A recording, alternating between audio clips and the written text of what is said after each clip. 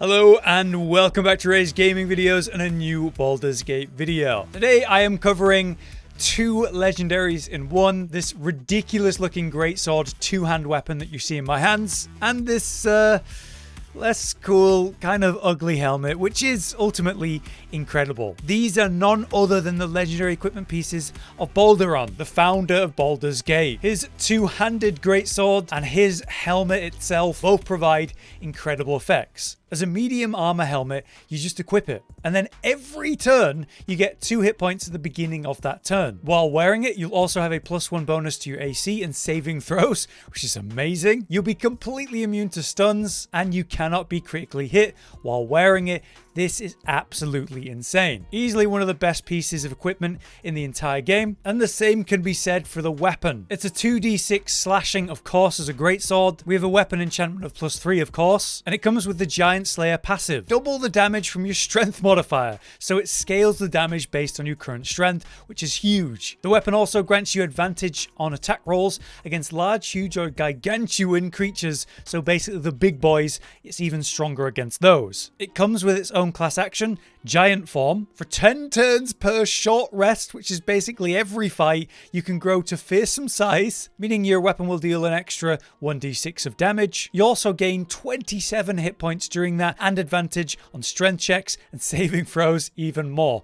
Absolutely insane. It also comes with its own unique attack, Topple the Big Folk. Deal additional damage equal to your proficiency bonus, and on a hit for a large, huge, or gargantuan creature, you deal an additional 2 to 12 slashing damage, and there'll be a saving throw for strength, or we'll see a fall to prone. So we have two absolutely ridiculous legendaries there in the helmet and the greatsword. So this video guide is going to tell you how to get these two pieces of equipment, and I'm going to avoid spoilers as much as possible. To get these pieces then, we're going to need to be in Act 3, but fret not, because you can do this at the very beginning of Act 3. As you can see, I've entered Act 3 and entered Baldurs Gate. The very first thing I did was go and get these two legendaries. So you can do it too as soon as you enter Act 3 if you're up for a nice combat challenge. From the initial entrance of the Baldurs Gate region in Act 3, you'll hit the waypoint of Rivington, heading north and making your way past the checkpoint. There's another waypoint there at the Southspan Worms Crossing, and from there you can head north. Before entering the keep and beyond, you can instead turn to the right, heading east to this wooden platform. Now we'll need to jump quite the distance down.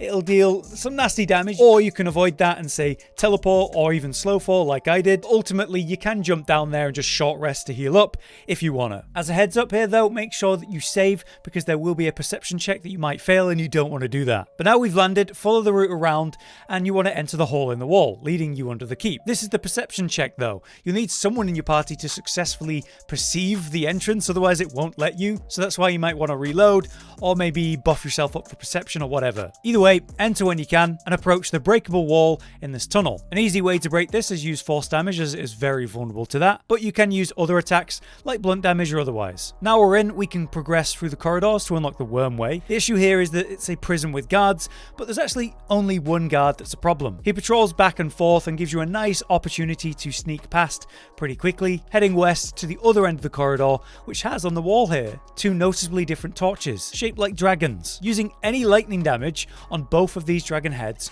you will reveal the illusion and remove the wall, allowing you to pass through and move around and head down, leading to a gate we can head through. Here we enter the worm way, which has 4 main trials to complete before a final challenge. First, we'll need to get into the main chamber though. You just need an interaction with the statue at the very first door. Basically, you just need to proclaim yourself worthy and it'll open the door for you. Head through, following your way around to the main chamber in the middle. Alright, so now we can go in any direction we want, but I'll start with the Chamber of Justice and that puzzle, as it's a quick one. This is southwest of the center, and you just need to interact with the statue to start, just like any of these puzzles. Your goal in this case is to solve the injustice that occurred in the story.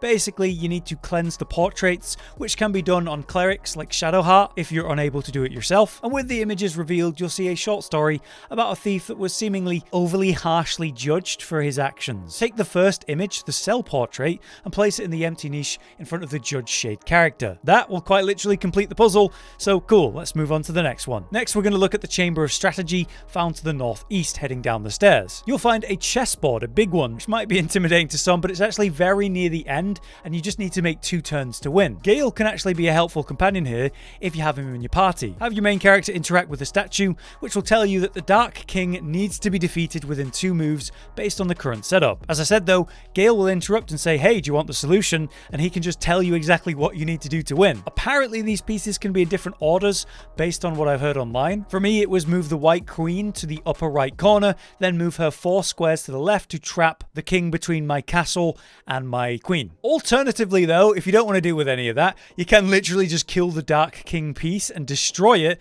which is slightly lame, but if you have powerful lightning damage, as it is very vulnerable to that, you can do that too. As a heads up though, you only have 3 attempts to succeed the 2-turn win, so make sure you're certain before you go for it. Maybe save. Moving on, we have our next trial, the Chamber of Insight. This one has a cool entrance to the northwest of the center, and it's over an invisible bridge. Cross that invisible bridge, through the waterfalls to the other side, and head through the small door. Again, interact with the statue inside to begin. The goal is to work out which is the traitor within the advisors, and via the chamber, you've got like logs and information and different histories to basically learn who did it. But as this is a guide, I'm now going to tell you, so skip this if you don't want me to say. But here's the answer in 3, 2, 1.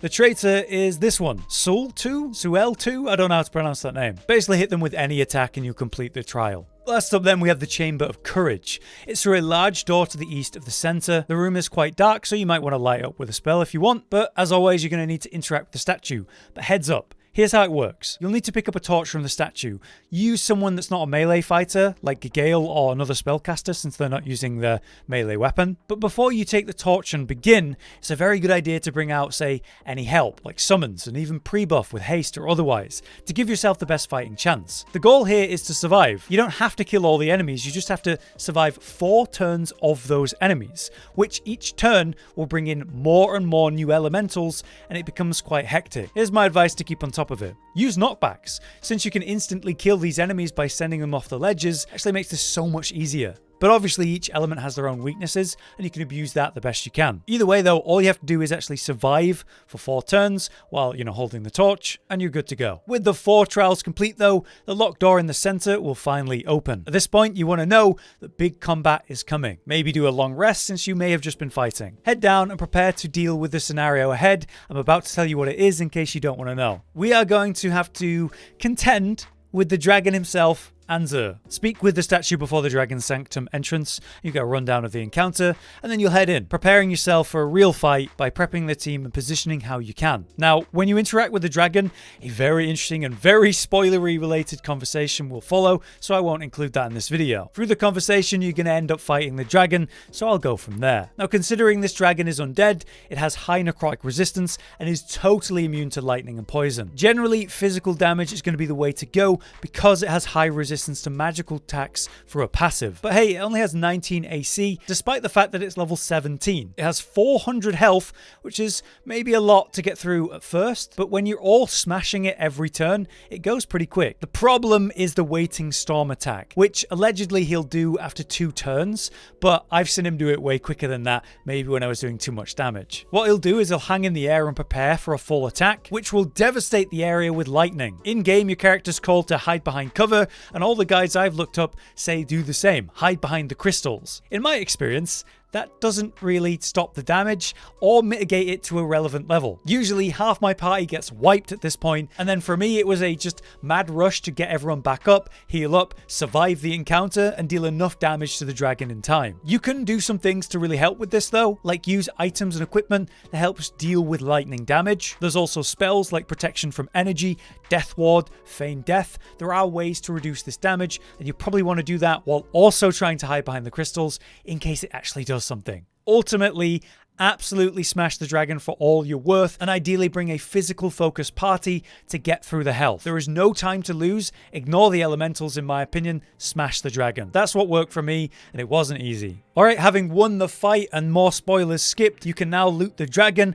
and you'll find the Giantslayer Greatsword on the body. But of course that's not all. Just behind the dragon, down the way, is the simple looking helmet on a pedestal. which is indeed the second legendary, and the Helm. Again, at the end here, I'll just hover over them if people didn't see at the beginning. These are the details of the Greatsword, what the class action does, and what that unique attack actually is. And then again, the same for the helmet. Absolutely brilliant equipment. Not only does that sword look really cool, but it's super effective. The helmet might suck visually, but we can always just hide the helmet, and that's no problem at all. But there you have it. I hope this guide was smooth and easy for you to follow. I wish you the best of luck with the dragon fight. Again, it's not easy, even with all the information. For now though, I've been Hollow, you've been you. Thank you for watching. We'll see you next time.